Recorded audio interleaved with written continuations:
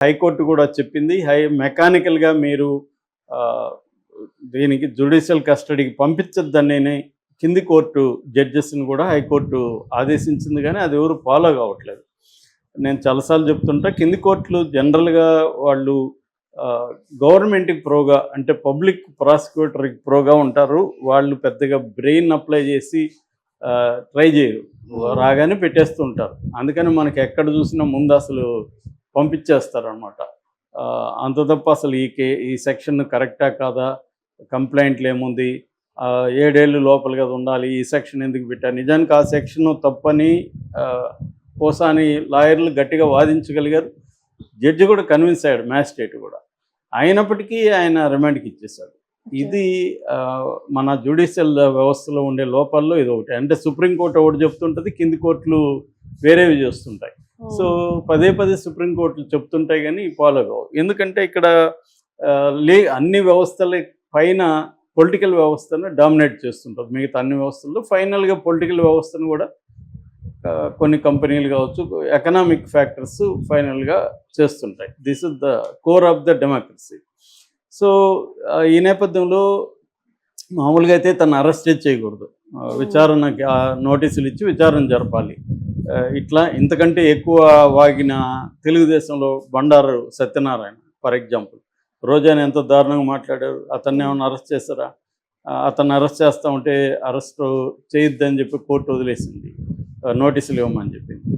కాబట్టి ఇలాగా ఇదేంటంటే మనకి విచిత్రంగా ఉంటాయి. ఒకే సెక్షన్, ఒకే నేరానికి రకరకాలుగా శిక్షలు కనిపిస్తూ ఉంటాయి. నేరం ఒకటే కావచ్చు, కంప్లైంట్ ఒకటే కావచ్చు, కానీ సెక్షన్లు వేరే వేరే పెడుతుంటారు, కోర్టులు వేరే వేరే ఇస్తుంటాయి. దిస్ ఇస్ ద మనకుండే ప్రాబ్లమ్స్లో ఒకటి.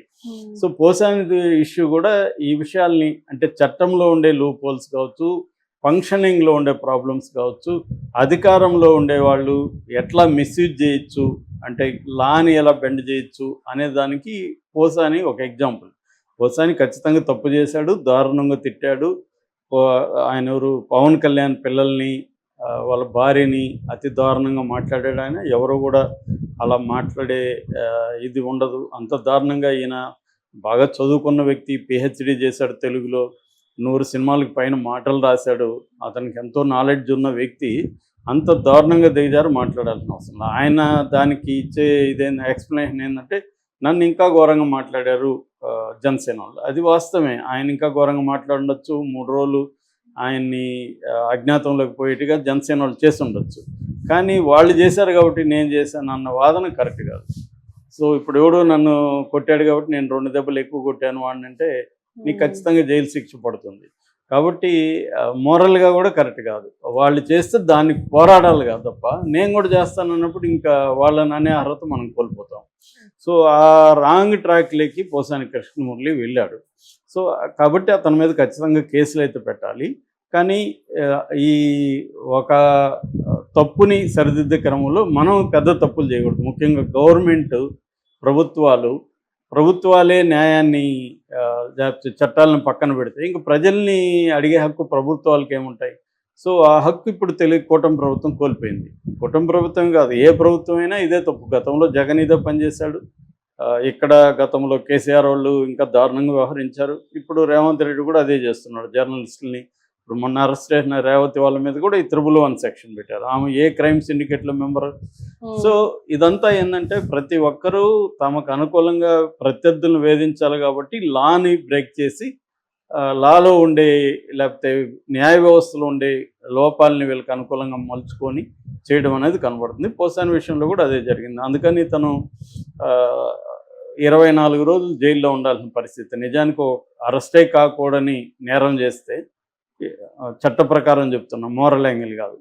సో ఇతనికి 24 రోజులు జైళ్ళలో పెట్టారు. అది కూడా 16 కేసుల్లో ఎఫ్ఐఆర్లు నమోదైనాయి. మొత్తం 30 కంప్లైంట్లు ఉన్నాయి రాష్ట్ర వ్యాప్తంగా. 16 కేసులు ఎఫ్ఐఆర్ నమోదయ్యి, ఒక కేసులో బెయిల్ వస్తే ఇంకొక కేసులో PT warrant, prisoner transit warrant అంటారు. ప్రిజనర్ ట్రాన్సిట్ వార్ని అంటే ఒక కేసులో ఆల్రెడీ జైల్లో ఉంటే ఇంకొక కేసులో అతన్ని ప్రొడ్యూస్ చేయడానికి ఈ వారెంట్ అప్లికబుల్ అవుతుందన్నమాట. అలాగా అతను ఇంకా వచ్చేస్తాడు అనగా సిఐడి ఎంటర్ అయింది. సిఐడి ఒక కేసు పెట్టింది. సో దాంట్లో మళ్ళీ కోర్టు ఈ సిఐడి కేసు పెట్టింది, ఇది ఈ సెక్షన్ల కింద పెట్టచ్చా, దీన్ని అరెస్ట్ చేయొచ్చా అనేది కూడా కోర్టు ఏం చూడకుండా మళ్ళీ కూడా హైకోర్టు ఆదేశాలను కూడా పక్కన పెట్టి మళ్ళీ కింద కోర్టు ఇతనికి రిమాండ్ ఇచ్చేసింది. సో మళ్ళీ ఇతను గుంటూరు జైల్లో ఉన్నాడు. సో ఇప్పుడు నిన్న ఈ కేసులో కూడా ఆయనకి బెయిల్ వచ్చింది. సో బెయిల్ కండిషన్లు ఏంటంటే 2 లక్షల జామీను, షూరిటీ, తర్వాత 2 మనుషులు జామీన్ ఇవ్వాలి. ఇది ఫ్రైడే వచ్చింది బెయిల్. ఇవన్నీ ప్రొడ్యూస్ చేయడానికి వాళ్ళకి టైం పట్టింది.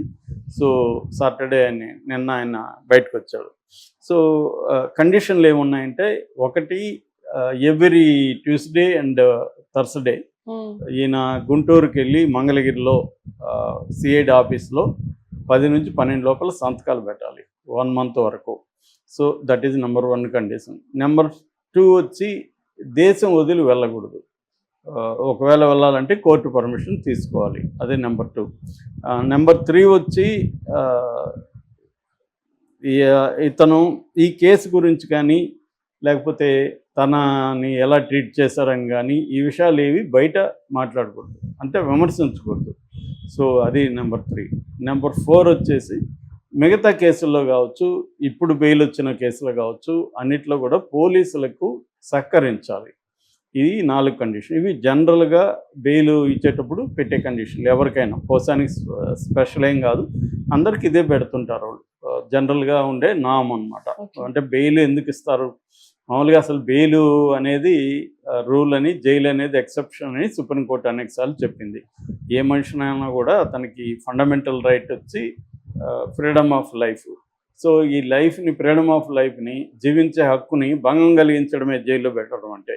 సో జైలుకి పంపించాలనుకున్నప్పుడు కొన్ని కండిషన్లు ఉంటేనే జైలుకి పంపించాలి. అంటే ఈ వ్యక్తి ఫ్లైట్ రిస్క్ అంటారు. ఫ్లైట్ రిస్క్ అంటే విదేశాలకు పారిపోతాడేమో అని, లేదు సాక్షుల్ని బెదిరిస్తాడా లేదా ప్రలోభపరుస్తాడా అని, 3వది సాక్ష్యాధారాలని తారుమారు చేస్తాడు.